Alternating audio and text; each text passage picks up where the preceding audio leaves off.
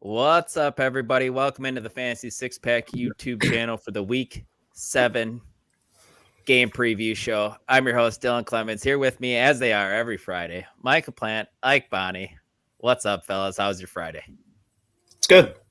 Good. I watched Jose Altuve just demoralize the Rangers, the Rangers. Yeah, I wasn't watching, man, but how about that? That guy's insane, and I hate Top of the ninth, Astros. down 2, and just hits up 3-run bomb. All right, sure. Why the hell not take the lead?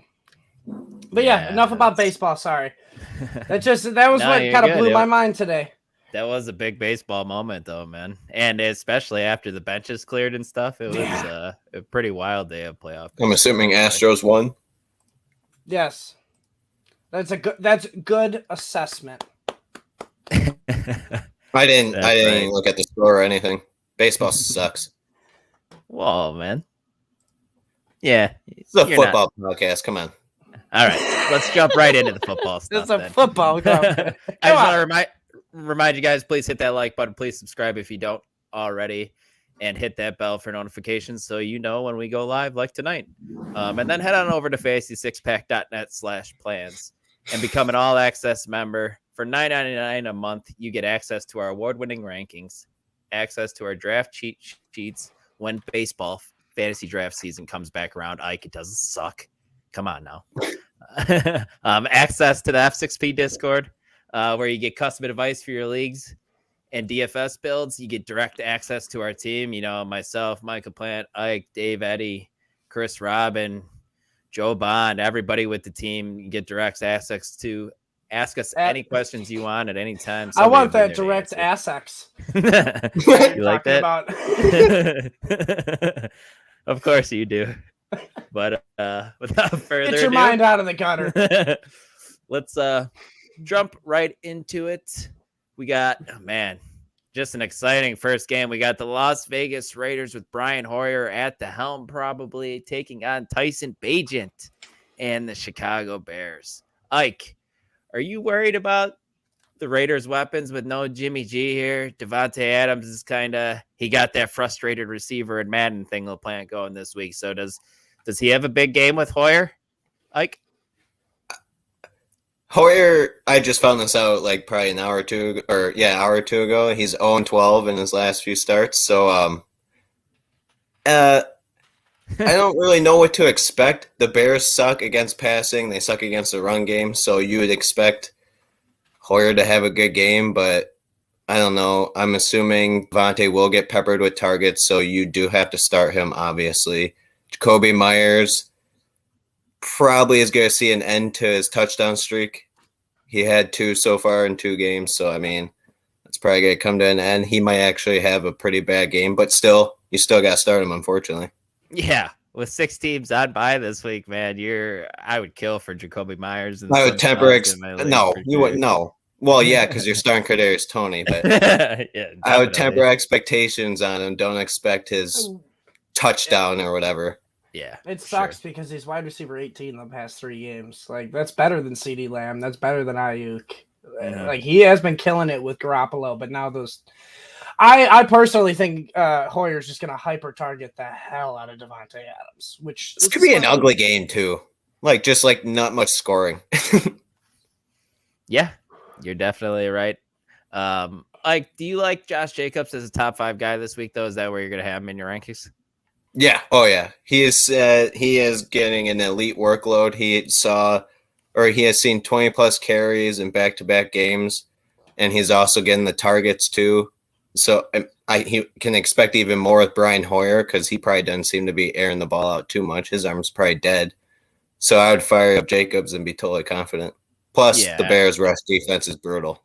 Yeah. Plus, Josh Jacobs is in line. Yeah, Jacobs is in line. And running backs are brutal, too. Yep, no doubt. Jumping over to the Bears side of things, Mike LaPlante, I'm going to ask you the same question, man. What does this offense look like with Tyson Bagent? Does it hurt DJ Moore? You think he's still going to see an elite target share? You really thought about this question long and hard. Mm-hmm. When aren't you fucking worried about, an offense when there's a backup quarterback, starting? I mean, everybody's worried. I mean, especially the first week coming off of it. Now, granted, he's going to get a full week of practice, because I know Fields wasn't officially ruled out till, just today, I believe, or yesterday. Practice it also. Yeah, okay. So, yeah, hopefully he's been getting the first team reps because they're going to need him.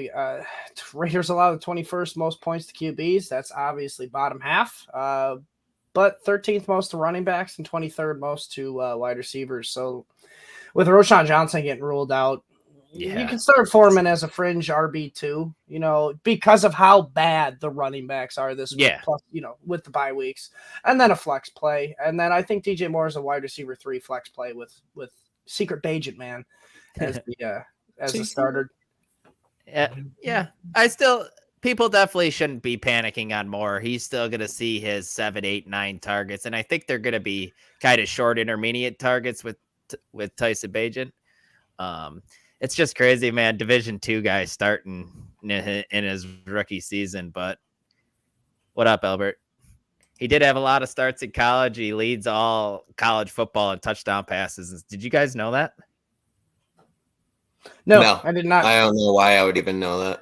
Yeah. I was also looking at Jamie. Why do you know that?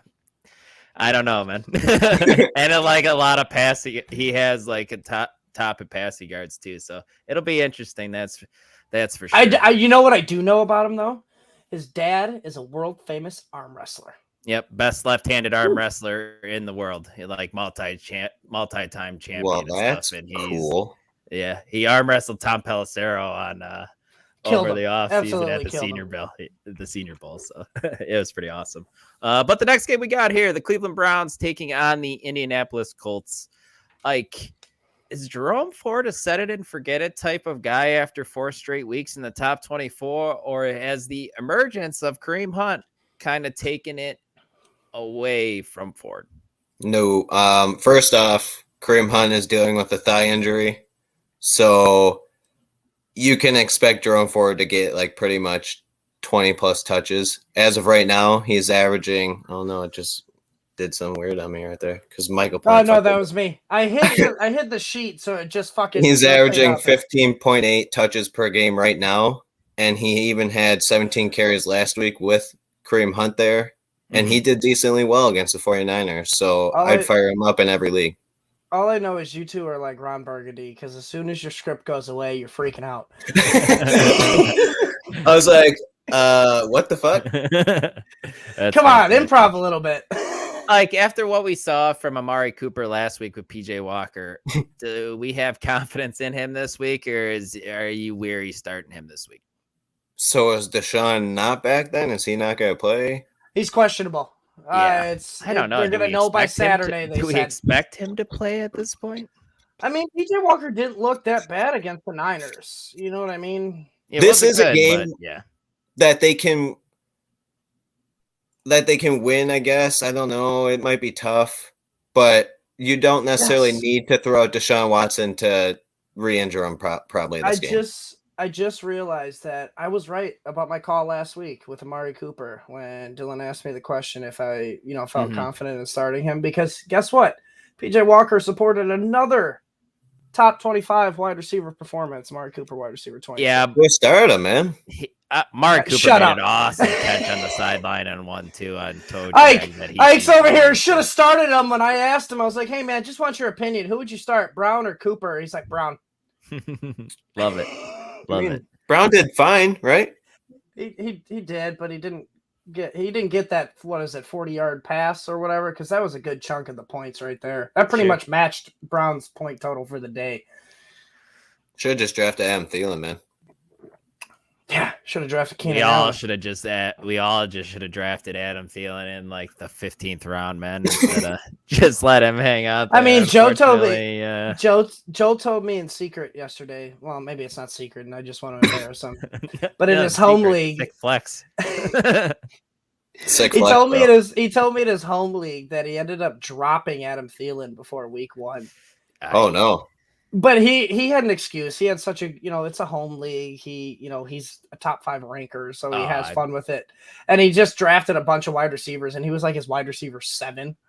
And he's like, I just got to drop somebody. Right. He was wide receiver 2. Shit happens, man. Of all the people to drop, though, and it turns out like that. It's funny. Yeah, no doubt. But Mike, jumping into the Gardner Minshew-led Indianapolis Colts, let's talk about his backfield. And this is probably going to be the same question every week until Zach Moss is no longer a thing, my friend. Do you go Jonathan Taylor or Zach Moss if you're rostering them both this week? I'm just grabbing myself a beer right here. Have myself a beer. All right, so it's Jonathan Taylor between the two this week. We saw an increased workload from 7 touches from week 5 to 13 in week 6. Pretty much almost double the workload. I just don't know how much more of a workload he's going to accumulate because Zach Moss played himself into a role to where Jonathan Taylor's not going to get 25 plus touches a game like he has in past because of Zach Moss. But he can get maybe 20. Zach Moss gets 10, type of deal, 10 to 15. So it's going to be better days for Jonathan Taylor ahead. Man, if you have an option to sit him this week, this matchup's bad. Browns are 7th, toughest against RBs. Last week, they held CMC to RB 15, his worst of the year so far. He did get hurt, but still had 21 touches. That's fair. And C-Mac with 21 touches is fantasy gold. So to have him finish as RB 15, and it's his worst finish of the year, yes, granted the injury, that's still impressive. And then the previous week, to double down on it, Derrick Henry was an RB 28 against the defense. So, yep. Jonathan Taylor, I mean, if you got another option, try and play him. But I mean, if you got these two as the option, I guess play Taylor because with running back so barren. You won't have it. You won't have another option. There's 6 teams on a bye, guys. You won't have another option. But I feel like Jonathan Taylor or Zach Evans. I'm probably going Jonathan Taylor, obviously. 100%. No. Yeah. I honestly would go. Well, man, that is risky as all hell. Who's your RB1? Or is Jonathan it Taylor or Deonta Foreman? That one's Taylor. Well, Deontay Foreman starting with no Roshan or. I was gonna say, you gotta like Foreman better than Zach Evans, you crazy asshole. But Zach Evans. We don't know what Zach Evans can do just yet. That's why it's like I do. I saw him 2 carries, 8 yards. Hey, that's more than Najee Harris right now. Check tape in college, man. Check tape. He was a good running back. Oh my God, Najee Harris, Ramondre Stevenson, 2 guys not even averaging 4 yards a carry. Yeah. But then the rest of the guys in this offense, you're okay with. You're okay with Michael Pittman, Josh Downs. If you started him, paid off. He was fine last week. We like the 14. Don't start a tight end from that team. Even though I was just gonna say, don't sleep on him. The day you start him is the day Jelani Woods or whatever backup is. Or Alex, I don't know who the other Ogletree. Cox is out right now, I think, but Ogletree will catch a touchdown. It's like, well, cool. Right on. Next game we got here, the Buffalo Bills taking on the New England Patriots. Ike, do you believe James Cook is a buy low candidate, or are you panicking on him after his little recent slump? You're not going to like this, but there's not really a reason to trade for him. He's not going to get many of the touchdowns. Josh Allen isn't fond of throwing to the running back very much because when he gets in trouble, instead of throwing the running back, he'll run it for the most part. Yeah, I was while we were watching the London game, I felt like James Cook was open on the checked out quite often, and he'd just pass up on either run or chuck it. It's like, he's averaging less touches per game than Jerome Ford right now, actually, which is a little depressing to say the least. Mm-hmm. And in his past 3 games, he's only averaging 50% of the snaps. So, Latavius Murray is a thing for some reason in the red zone. It's tough for him. Dylan loves hearing that. No, it is what it is, man. I think he's going to be fine.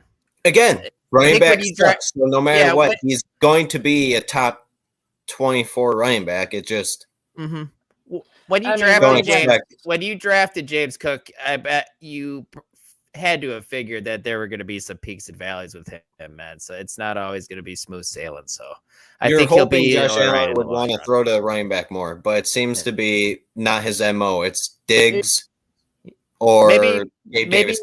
Maybe he will as it gets colder outside. The games, Maybe you were hoping for a higher ceiling too. That was the thing here, and the touchdowns were what was going to bring that, and they're just not using him in the red zone. You couldn't bank on touchdowns with James Cook. Well, no. What I'm saying though is that's what brings the ceiling. Yeah. Okay, I get what you're saying. No, for sure. And like you said, Latavius Murray's definitely a thing. Damian Harris, unfortunately, he went down with a neck injury. I see they placed him on IR. So it's really just James Cook and Latavius Murray now. Let's his touches should go up then, probably, but yeah, we'll see. And this game kind of has blowout potential with how banged up New England is and pretty much just how brutal they are. But Mike, looking at the Patriots offense, does what Stevenson did last week he happened to fall in the end zone? Does that give you confidence moving forward? So you asked me these questions. Do I have confidence in a guy who's averaging 2.9 yards a carry before that game? Yes. No, I'm not confident in him. All right. The offense blows right now. It's bottom 3 in the league. Bills are toughest against the QBs right now, averaging 9.4 against them. 11th best at wide receivers, 4th best at tight ends. The only place you can really get by on them is running backs, man. They're 12th best matchup against running backs right now, averaging 23.1 a game to them. So, I actually think Steven extends his TD streak to 2 in a row, but it could easily go away next week. It's a winning streak. Because he could see more this week with them probably being down. I was going to say, but what happens, guys? Because we should probably start talking about this because it might happen at some point here. What does Malik Cunningham do to these guys if he gets inserted over Mac Jones as Stevenson's target share instantly drops? Do you think it takes away from his red zone carries as well because of the mobile quarterback then? He'll still be out there, but Mac probably Jones is struggle busting right now. And it is. If you have Ramondre, you probably don't want to see that. I agree. Yeah, I tend to agree there. Because Mac Jones will throw 50 times a game when losing, dump it off a bunch of times, and then it's like Stevenson gets 8 catches. It's like, all right, cool. That's fine. Yeah. Got anything to add, Mike, before we move on? You're just going to sit there quietly. I said my piece. You know your piece? All right. I've been told I talk too much, so I've been trying to cut back. Right on, man. We got 6 teams on a bye. We're trying to. Yeah, we're only at 18 minutes. We need to talk more. Oh, now you want me to talk? Absolutely not. We'll talk about Did you watch the silly string video? I did. Me just getting. I did. Hammered? I didn't know they would do that much. I thought it was just a quick little. No, they. Oh no! Yeah, no. You got peppered, go big or go home. Go big or go home. I gave them 2 cans each. That's a little absurd. I would have been pissed off. Next game we get. I had hair for a little bit there. It was nice.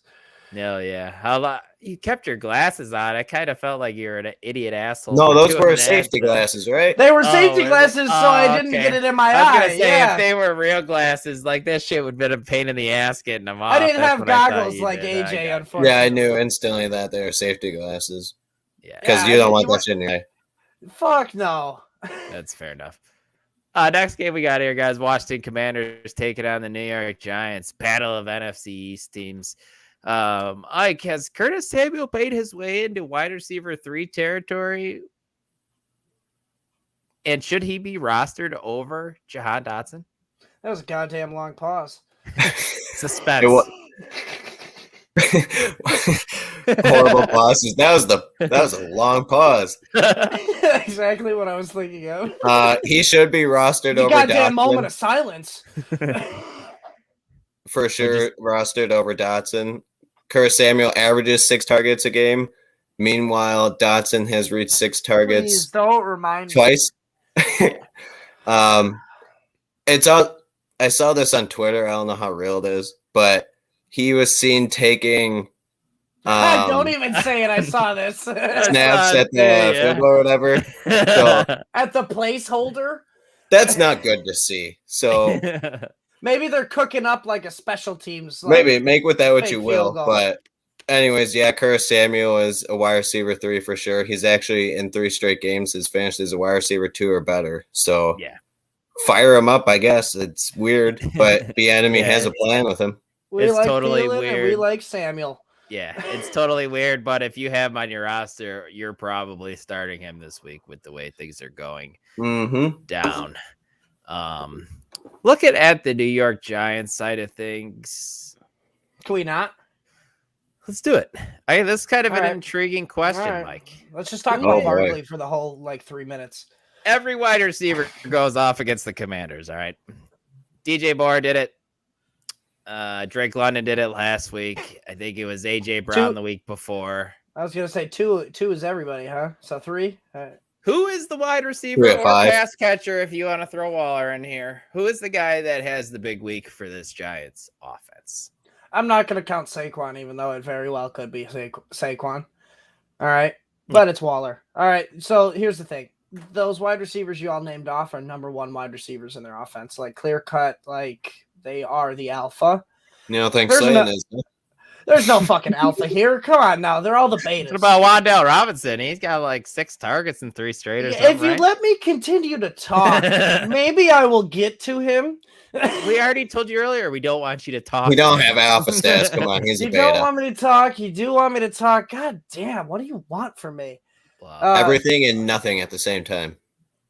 So this team's Pretty much this what team's we get. alpha. This team's number 1 wide receiver is Darren Waller. 21.8% target share, 11 more than the next best. Darius Slayton, he had 30 to 41 There is for Darren big Waller. time Slayton. Yeah, well, sure. Like calling him that. Because he's just trying to spite me.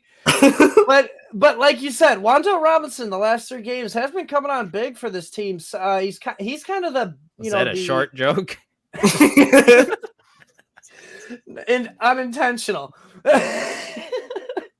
But he's second in targets the last 3 games, only behind Waller by 1 target, 21-20. So like it is promising. Like if you're gonna start a receiver, I guess out of this offense, you can throw in Wan'Dale Robinson, and you could do worse. I thought about it. It was between him or Kadarius Toney the whole league. You It's could be like, playing. What do we do here? You could be playing Jahan You're down Dotson. bad, bro. It's down bad. In a 10-team league, you're down bad. No CD, no T. Higgins. It's no Roshan Johnson. It's a nightmare out here. It's not good. Who's your? stuff. What'd you say No about Zay- those no bye Zay weeks? Jones. Oh, hey, You're- don't worry about bye weeks when you draft. You're choosing between Wan'Dale and who? Kadarius Toney on the waiver Oh, wire this Lord. week. I was thinking about Oh, it. Yeah, Lord. it wasn't great. I went with Tony. Just shoot for the stars. I guess maybe this is the week he plays. Wait, he'll Maybe drop this is the 3 week balls he for you. plays 20 snaps and catches 2 touchdowns or something. Let's go. I mean, you're probably correct about the 20 snaps. I don't know about the 2 touchdowns. We'll see. Luck's been on my league, or Luck's been on my side in that league so far. Maybe it'll keep going. Yeah, The that's next good. game here, we got the Atlanta Falcons taking on the Tampa Bay Buccaneers. I like this question. I like that we're here talking about it, and I can phrase it this way. Do you believe what we've seen from London and Pitts recently? Do you believe it's sustainable from these guys? Sustainable, it really depends on game script now because they've been doing so well in games where they've had to come back and Ritter's had to throw an insane amount of times. But So- just turns the ball over all the time. Well, yeah, that's a given. But they still should be started. London's a wide receiver 3, but don't expect his 10-plus targets that he's been seeing recently because this could be a slow, low-scoring type of game with Tampa Bay. I mean, you can't Wide run receiver- against them, so they might have to throw a lot. But this is a game I kind of want to stay away from, to be honest. Wide receiver 14 over the past 3 games. Yeah, Averaging Pitts is just a- probably wide or tight end 2 over the past 3 like weeks. 14 But still, and it's 15 not. points, I think. Yeah. That doesn't mean anything when it's a game where you might not. It's a have to trend. throw. trend though, and that's what we look But they for. have to come back in those games, Yeah. or they're in the game where it's like they have to throw a lot. This is probably a Bijan game where he'll see the end zone a few times, get his targets, and probably want. Now you're slow just the trying game to down. reverse jinx me, you piece of shit. I'm wondering now what this game script's going to be too, because are we going to see a good Tampa Bay team this week, or are they going to, they got Falcons have beaten a down tough pretty defense, bad by the man. Lions Baker could last struggle. week. Yeah, They have no running game. yeah, Mike, segueing into the Buccaneers. Are you excited about anyone outside of Mike Evans here? Because Rachaad White only has 2 top 24 finishes in 5 games. It hasn't been great from him. He's not seeing the volume that we thought he was going to. So where do we go from here, man? Guide me, LaPlante. I don't know what to do here. So here's the thing. You're not gonna like my spiel on Rachaad White. He's probably not going to score very many points in this game. Falcons only allowed 1 rushing touchdown through 6 games and 10 through the air, which is just an obscene number. And it could regress back to the mean, maybe, a little bit here. But it's not against the Buccaneers defense. That D-line, those linebackers are going to be flying around. I actually said it last night on Joe's podcast that, like, you guys, you played Madden. How do you stop Kyle Pitts, a fast as hell tight end who's going to be going over the middle? Fast linebackers. Free safety. Devin White, man. Devin White, Levante David. I mean, and now granted, Joe came back with the rebuttal that Kyle Pitts has been lining up more outside than really like a tight end position. Joe's podcast, by the way, is the Fantasy 6-Pack Hour, Mike. So if you're going to plug it right. I'm trying to remember what I was even saying last night. I had too many beers. Weird. Drink it on the job. When you're on the show, you have fun. But the Falcons have allowed they've allowed actually less rushing yards than the Titans, if you can believe it. 586 to 612. I actually didn't believe it when I saw it because we know they had a bye week. The Falcons or the Titans? Falcons. No. Oh, all right. That's impressive then. That's what I'm saying. That's actually kind of impressive that they've allowed less yards than the Titans because they've been pretty stout against running backs. We've been saying, like, don't start, try to avoid that. Yeah. But the weird thing is, and this attributes to Desmond Ritter's turnovers, is 5th fewest passing yards also allowed at 1,075. So offenses are just getting great field position against them because of these turnovers, and they're passing the ball into the end zone than they are running. So, like, Godwin is touchdown or bust in this matchup for me because he's the wide receiver too. And then I took Rachaad White's under in the silly string picks. So, like, he has 10.7. So hopefully I don't get silly strung again. Yeah, definitely not excited to be starting Rachaad White, but you probably have to. Definitely. It's not exciting. Not idea. Rachaad White or Zach Evans? Zach Evans. I would start Rachaad White over. Yeah, your rankings. If I had Rachaad White over Zach Evans, I'd start Rachaad White. Ah, man. Ugh, yuck. We got to start. Still gets a decent amount of touches. Start sick question. Darren Waller, Jacoby Myers, I'm assuming touchdown or tight end premium. Sorry. I think it's Darren Waller. Actually. Waller. I don't trust Jacoby this week. I mean, it's hard to, but it's tight end premium. If it wasn't tight end premium, I'd say he plays Washington too. It's juicy. So, like, if it was not tight end premium, you go Jacoby Myers with it. But being tight end premium plus the matchup of Washington, play Waller. I think you do too. You agree, Ike? Oh yeah. Who's more likely to go off, Wan'Dale Robinson or Darren Waller? Darren Waller. Who got the last play of the game's target against the Bills when they had a chance to win? Darren fucking Waller. Oh, Darren Waller. That is a trick question. He's the trusted guy. He got pass interfered with, but that's besides the point. Definitely, or holding. They can't call it twice in a row. That's not allowed. Well, I mean, apparently, Buffalo alive, now defenses are going to look at that and go like, you know what? I'm just going to hold the next time I get called for it. I'm going to pass interfere the next. I mean, time it's a hold. They in made the Super a business Bowl, right? decision. Okay, they need to get home. I get it. You let players decide the game, but here's the thing: except the Super Bowl. That player cheating decide the game because that was a hold. That was a pass interference. That affected the game. Man, they were I going to mean, get I only killed by say Buffalo cheating because fans, he all didn't. right? They have to do what they got to do. I only say cheating in the context he didn't follow the rules. You cheating. That's all. That's all. All right. We're already to the afternoon games, fellas. We got the Pittsburgh Steelers taking on the Los Angeles gonna be just like Sunday. Rams. Like Deontay Johnson coming back this week. Everything sounds good. Who would you rather start this week? George Pickens, Deontay Johnson? I'll make this easy. It's Pickens. You don't really want to start a dude coming off, albeit he has had no. Let me rephrase it. You many don't want to weeks start anybody from this offense, really. Well, I mean, fair. But Pickens is at least seeing 8 to 10 targets a game most of the time with Deontay out. I was going to say, what about with him in now, fella? Yeah. Still, I'll target him, in the first week. Deontay left. I do think he out-targeted. Or they lead the second game. I honestly don't remember, but man, Either way, Pickens out-targeted him the first game. Pickens is the bigger play threat. He is the touchdown threat. So I'm going him over Deontay all day. Plus, Deontay is overcoming a hamstring injury, which can easily be re-aggravated. Najee Harris or Jalen Warren? Jalen Warren. Are you going to have it ranked that way too? Oh, yeah. I like it. Man, Najee's been getting more of the volume, but it's one of those situations like we'll talk later with the Denver Broncos on my question. Warren's just being more efficient. So you play Warren. Yeah. Yep. Mm-hmm.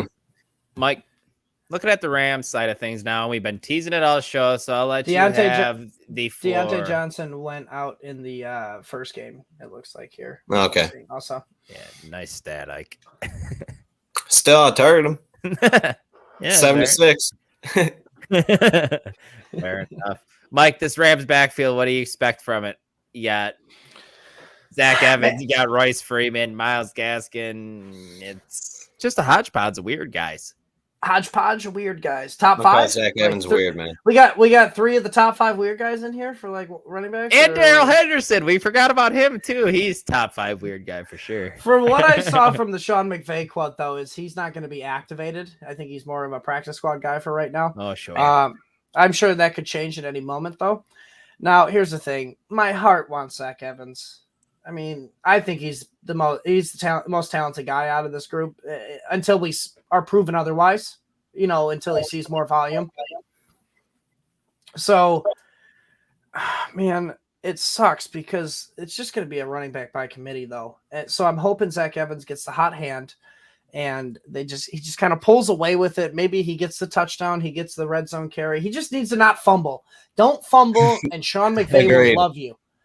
Sean McVay will love you if you don't fumble, because Zach Evans can catch the ball. He's competent. It's just, I think it was character issues is why he went so late.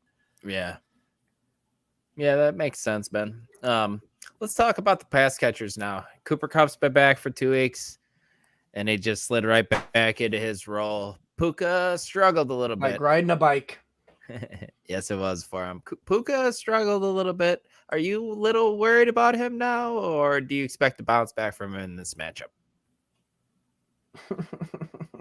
Before I answer your question, Jamie says, I bet Sean McVay scores more fantasy points than any of the Rams running backs. Come on, don't say that.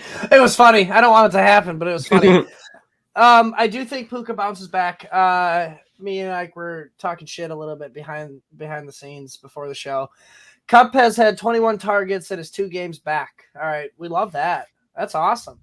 Puka's had 18 in those 2 games. I mean, that's only 3 off. Now, granted, what's the fantasy points though? Fantasy points differ. I understand because Cooper Kupp is obviously more talented. All right. I'm just intrigued. Is it like 10 more, 15, 20? Oh my gosh. Let me look it up real quick. You have to do that to me, huh? LA Rams. But here's the thing.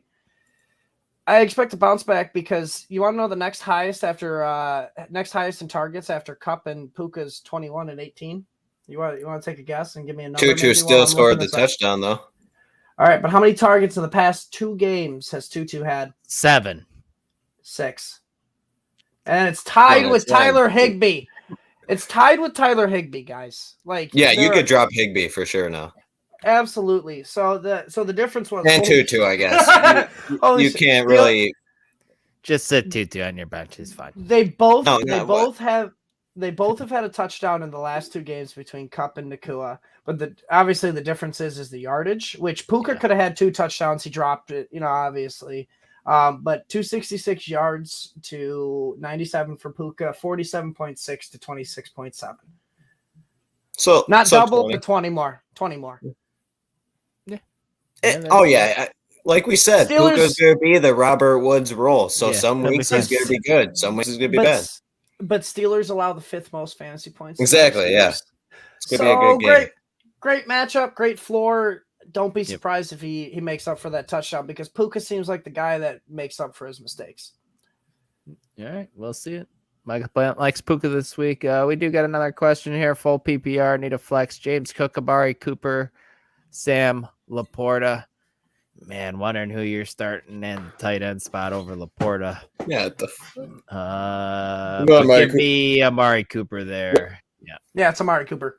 He's a top 20 wide receiver this week. If PJ Walker is there, I think he's a top 20 wide receiver because he gets a better matchup. He's there with Watson, yeah, for sure. I think it's both. But even higher with Watson. No matter what, yeah.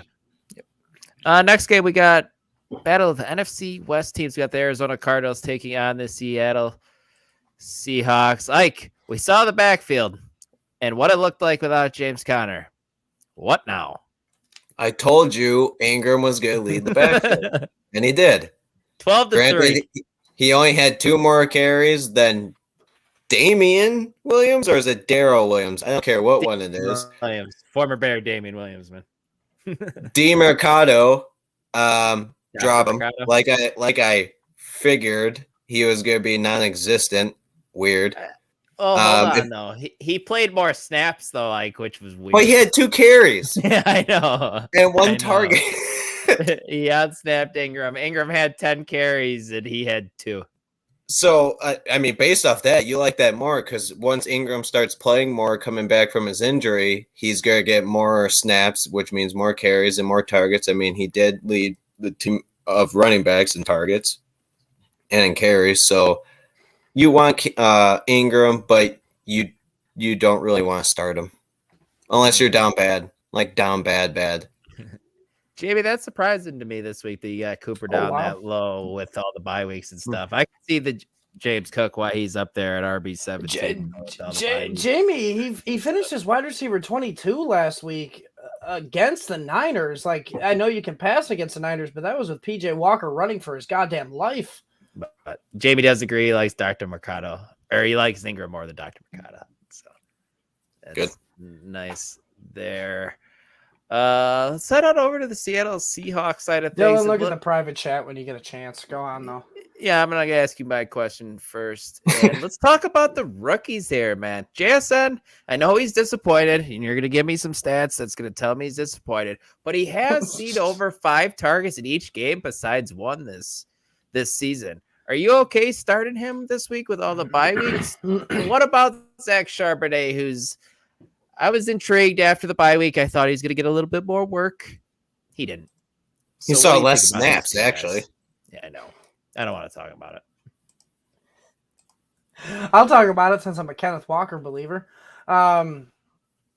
So here's the thing. JSN is 69th in target share for all pass catchers right now at 15.8%. It's not good. All right. For context, that's less than your boy Darius Slayton for the Giants at 16%. Big play, Slayton. Now, I know target share is a little bit of a skewed statistic, but it's a statistic nonetheless. Less than Tyler Conklin at 16%, who has Zach Wilson throwing him the ball. And even less than your guys' boy from, 5-6 years ago, Allen Robinson. He's never been my boy. All right, don't call him that. But Allen Robinson even has a higher target percentage than JSN right now at 16.4%. It's sketchy to play him. I get it. He's got 5 targets. That's cool. All right. But he's still the number 4th option. Number 4 snaps option. Go up at least? I can look that up here real quick. I got the snap counts going. Yeah, it did because DK missed some time. Had to have. I mean, he got 56.6% of the snaps. Right, But that's I mean, not as good as I thought. Jake Bobo's getting 31.8. So like, Bobo. Yeah, no good. Like him coming on is hurting Jackson a little bit. So like, it's sketchy to play him. I understand playing him this week with the buys. I get it. But I'm also sitting Sharps. He's injured with a hammy right now. Them damn hammies. And the last 3 games, Charbonnet has 20 touches to Kenneth Walker's 60. Literally triple. Yep. Literally triple. Like, he's not – maybe he comes in after the bye week for the Seahawks, but right now Sharps is not playable. They're doing what Pete Carroll loves to do, and that's run the ball. And that's hurting every other fantasy asset for the team except for Kenneth Walker. Sure. Yep. Guys, we'll jump into the next game, and we're going to go back to the 1 o'clock games because, hell, I forgot one. And it's a big one. Oh, no. The Detroit Lions take it on the Baltimore I have no Ravens. If you Let's see it. Craig Reynolds?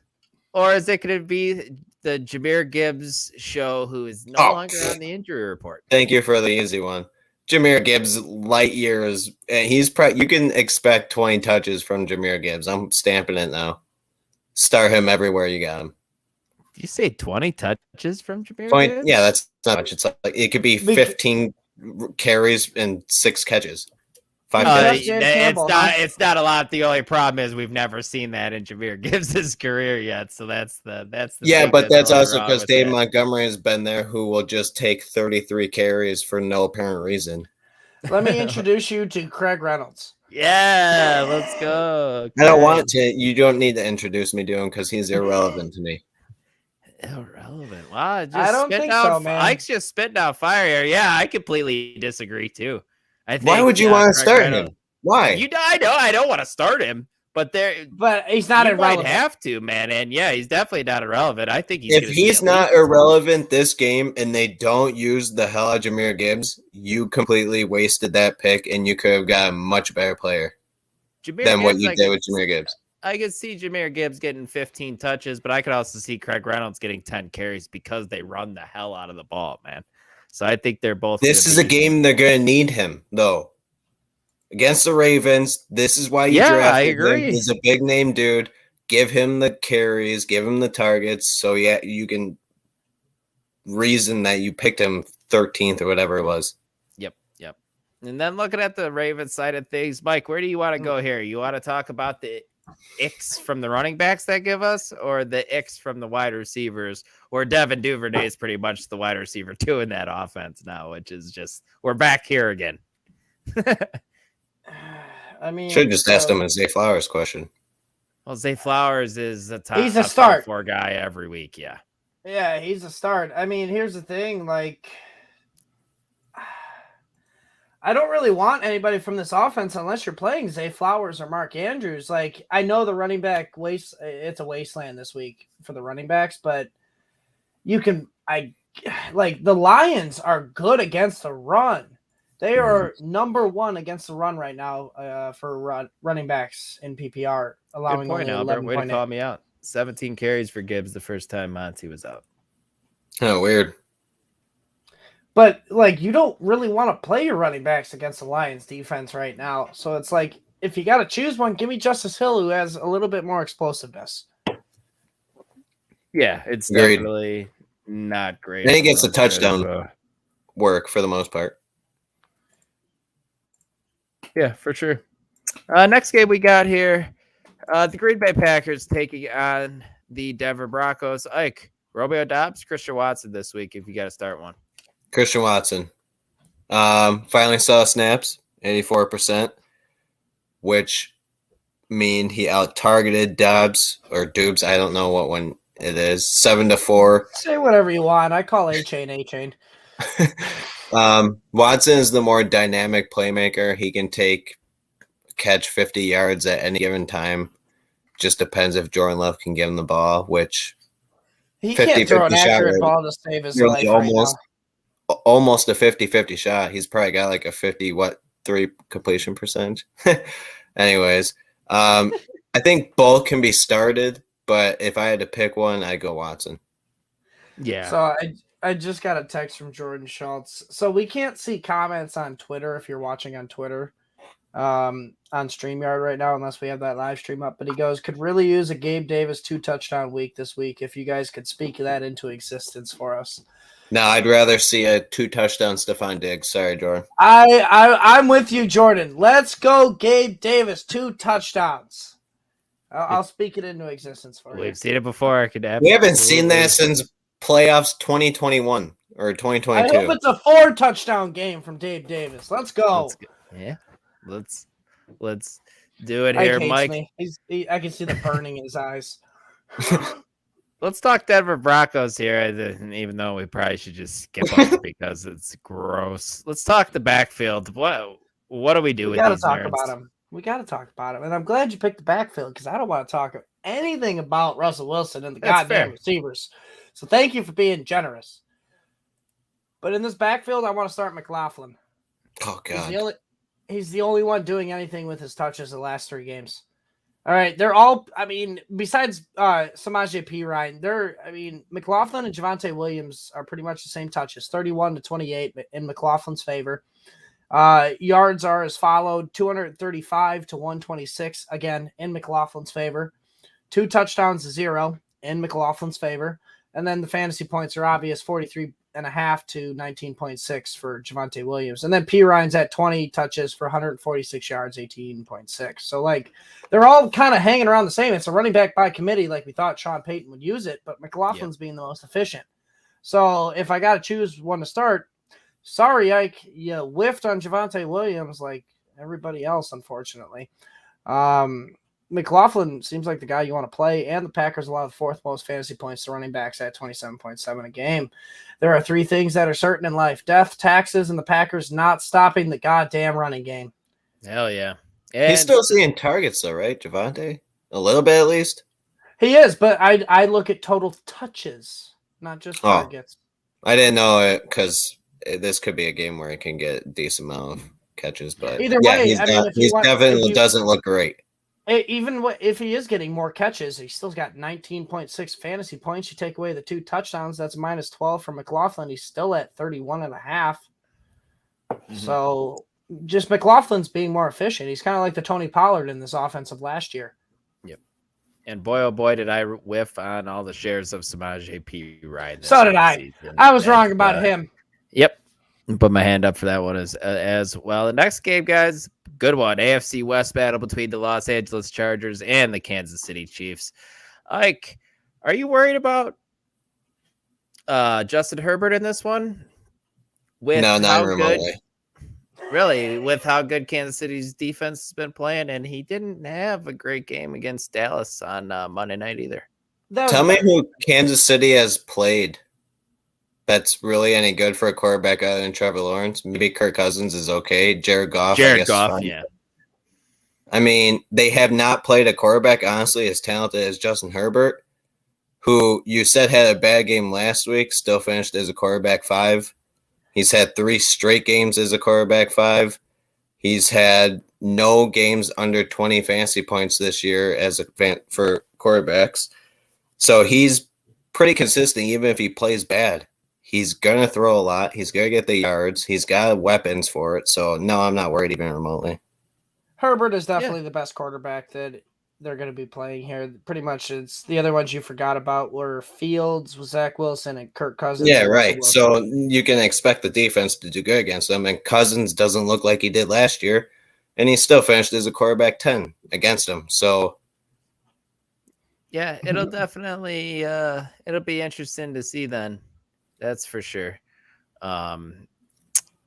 Especially with them only scoring 17 points against the Cowboys last week after the Cowboys got lit up by San Francisco. Still finished as a quarterback 5, man. It's just weird. Just think if he scores more points, he's quarterback 1 instantly, or 2 at least, 3, somewhere around that range. But the Chargers love to Charger, and that's what happens, and that's Herbert's downfall, unfortunately. I'm going to say it now. Chargers are going to beat the Chiefs. I'm going to stamp that one too. Yeah, I don't know if I believe him, man. We'll see. We'll see. That one's spicy. I like it, but I still take the Chiefs. Yeah. And it's definitely a weird Chiefs team. It's because their defense is Ike, pretty how'd much you what's do? best part of their How'd team so far. Ike, how'd you do a silly string bet on the Chargers getting the money line, and if they don't, you get silly stringed? What's their money line? I don't know what it is. I don't know, but they're gonna win, so they're gonna make it anyways. I honestly think they're gonna win, so sure. All right, I'm gonna count. I'm writing it down, and I'm getting Joe involved. You're gonna get silly string like a motherfucker. All right, Mike. If I give you a weird one here, totally changes the questions up. This was totally off the wall. This is a stupid one, in my opinion. If you are 2-4, math, 1-5, and you're a Travis Kelce owner, and it just hasn't gone well, is it time to sell and try to get a couple pieces to fill out your roster, or are you still riding him out as the tight end one that he has been this year? Depends on your roster construction. Now, here's the thing. If you drafted Travis Kelce, you probably drafted him early, first or second round. If you got lucky, maybe the second round. But your roster construction is going to really be the one that determines this. Because if you have a solid enough team around him and maybe you're just getting unlucky, all right, no, you fucking capitalize and you keep the best positional advantage in football right now and has been for the past, 3 years outside of the 1 year Mark Andrews outscored him. He's a tight end 1 on the year, total points of 88.6. All right, he's tight end 1 in fantasy points per game at 17.7, fourth best average right now in his 11-year career. So top half of his career as far as finishes, fantasy points per game go. And just in the last, what'd you say? He's doing it all for Taylor, man. He is. He's got extra motivation. And he's the tight end 1 in just the last 3 games, averaging 18.7 fantasy points a game. Like, if you're trading Kelce, get the house for him. But like, if your roster construction, if you were good enough to kind of keep your team afloat and you have good options that you can play, just take Kelce and ride him into the sunset unless you can get the house for him. Yeah, Dylan, definitely. You should have gave him a Rashee Rice question. Everybody knows Kelce. We've talked Rashee Rice to death, though. I feel like the last couple of weeks, man. Yeah, that's fair. You've had the floor, and you've given the people that he needed to be rostered, and he's definitely should be started this week with buy him again. Back 11 plus fantasy points. I'm proud of it. I'm not right often. Now we need the Chiefs to use him to death. Like Ike has been talking him to death. Wide receiver by committee. Matt Nagy things of that offense, man. Stop giving. I hate to say it, but stop giving Justin Ross snaps, and probably stop giving Sky Moore so many snaps. What about Justin Watson? You giving him snaps? Please stop giving him snaps. The only thing he's good for is running deep. I actually think he might have got a little bit banged up. He did. He might be out actually, but still. Go ahead. I'm just saying, just stop giving the snaps to the guys that don't deserve it. Yeah, even Jamie said he ranked wide receiver as Rice as wide receiver. Yeah, that's about See a top 25 week this week again, because this game has blow up potential written all over it. The history indicates it is going to be a high scoring game. Like there's no defense in this game. Now the Chiefs have been better this year, but we're still talking about it. We're still talking about a talented roster here and the best quarterback they've played so far throughout the year.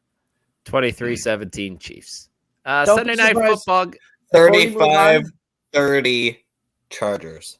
I'm not going to give a score because I'm terrible at predicting that, but I will say this. If you're looking for a tight end streamer, since you wanted to give me a tight end question, Gerald Everett is a great option this week. Don't be surprised if he even gets 2 touchdowns. All right.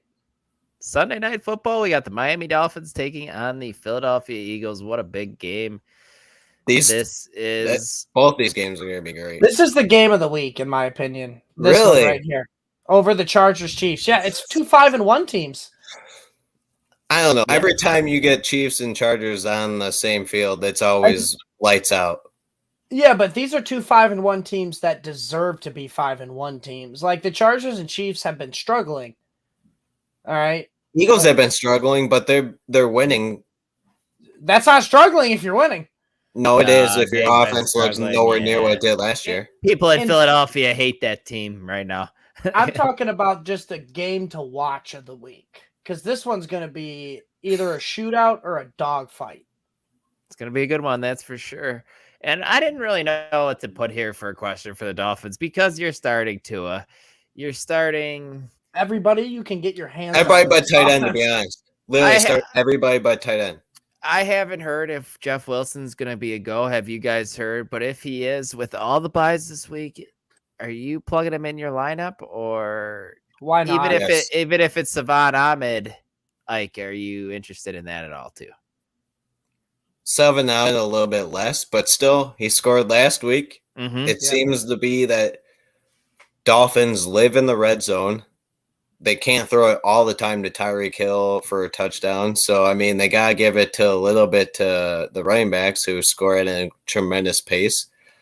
I can see Jeff Wilson getting one if he plays. I can even see 7 out getting one if they play. And Mike, you might have heard this too, but I was listening to the Ringer Fantasy Football podcast, and they said that the Miami Dolphins are averaging more yards per run, Ike, than Patrick Mahomes is per attempt. I mean, it makes sense. I mean, you got two speedsters like Tyreek Hill and Jalen they're averaging over 7 yards per carry more than Patrick Mahomes is. Yeah, crazy. That boy says this Chiefs. That's team insane. Fantastic. I mean, as long as you have Mahomes, it is fantastic. And it just also says something about this Dolphins. The worst Mahomes has looked all his career. The Dolphins offense is must. He has one loss. The Dolphins. Look who they played, guys. The Dolphins offense is must see television right now. Something the Chiefs offense just isn't. But they do have to go to cold weather though, so. I don't know if that's going to affect them very much, but yeah, we'll see. It's going to be a fun one, Mike. Especially if it's raining. Mike, I'll tell you what's not fun, and that's being a Devonta Smith owner right now. Are you panicking on him? I mean, yeah, I'm a little panicky. But here's the thing.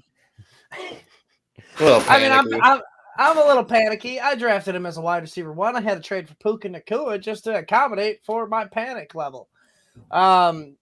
Here's the thing. I'm worried about the potential of him being that consistent wide receiver 1 we thought he could be, because he finished as wide receiver 9 last year, alongside AJ Brown's 8 finish. But he's just not as consistent as we thought he would be, and it's ever since that AJ Brown, tantrum, he's been the one that's been taking the biggest hit.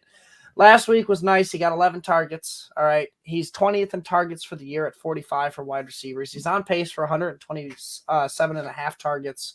I'll just round it up to 128. But the shocking thing is that's less than last year. Last year he had 136. Mm-hmm. So, he's taking a step back into that middle of the wide receiver 2 territory, unfortunately. What about Julio coming back too? Is that going to take less targets away from him long term? Yes. What do you mean long term, you asshole? Just kidding. No, that's not. Will he see 125? Maybe he'll see 115. Julio Jones is going to play 25. He's going to play 25% of the snaps. So just wait till 33-year-old Julio Jones just comes out of the wood shop and just out of the wood shop. Oh, he's a woodsman. He's a craftsman. They only signed him because of the injury to Olamide Zaccheaus. So he's going to be playing the slot probably most of the time. And Julio Jones in the slot is not a good move. He's going to thrive now.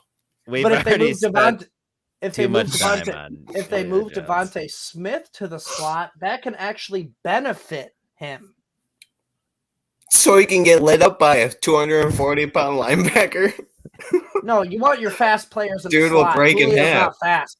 Julio's not fast. You don't put a slow receiver in the slot. You put a fast receiver in the slot. All right, guys. One more game here.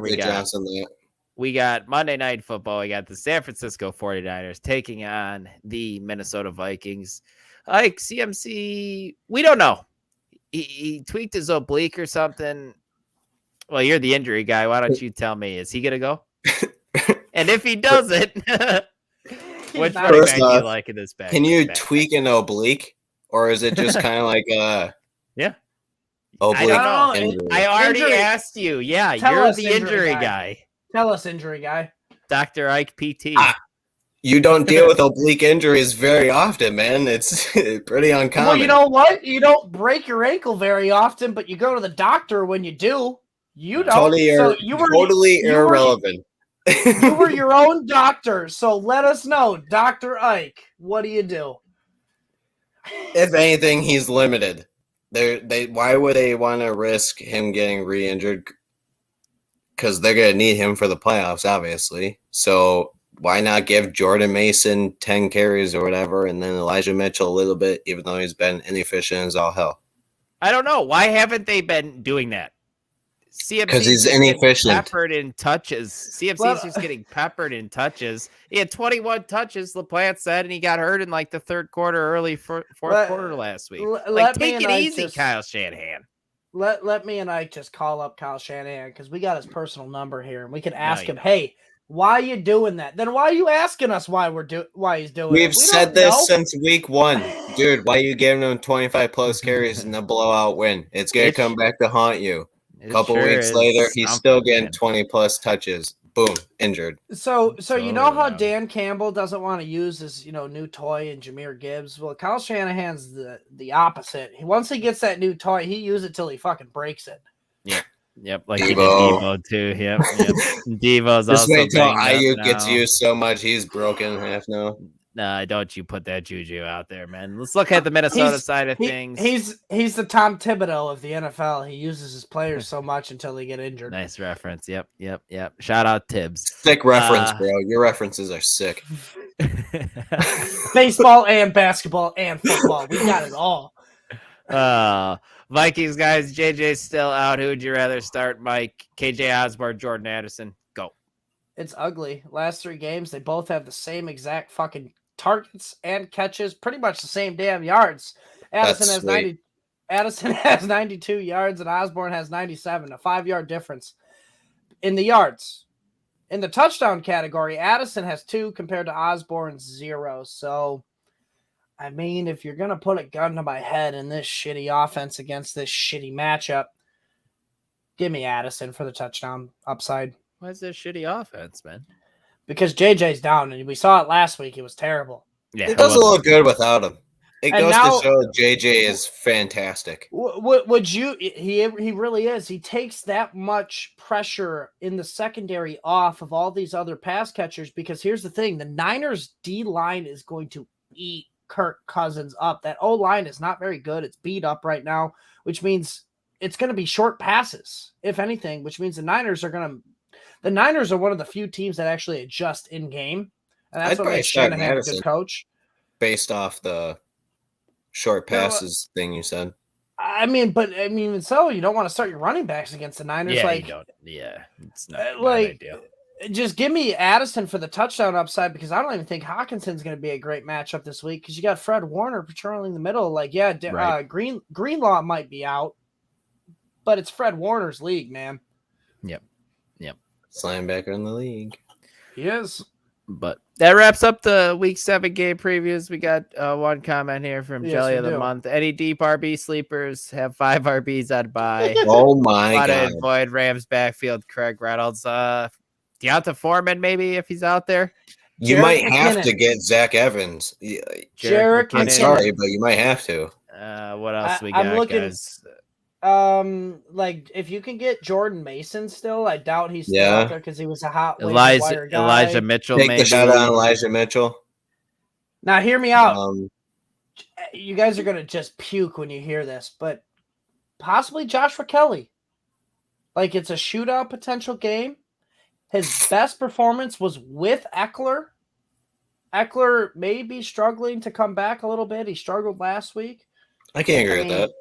I mean, if you got 5 running backs on bye or injured and you're looking for a deep sleeper, you got shootout potential here. Like Joshua Kelly may only get you 8 touches, but don't be surprised if he gets a touchdown. Yeah. And I don't hate that call, Mike. That's Gainwell, maybe, I guess. For sure. Gainwell. What else we got here? It's not great. I keep a little bit. AJ Dillon's been better as of late. Maybe he's out there. Antonio Gibson's been a little better as of late. Yeah. 8-9 fantasy points. So he might be out there as well. Keontae Ingram. Keontae Ingram's a solid one. But hopefully we gave you something, man.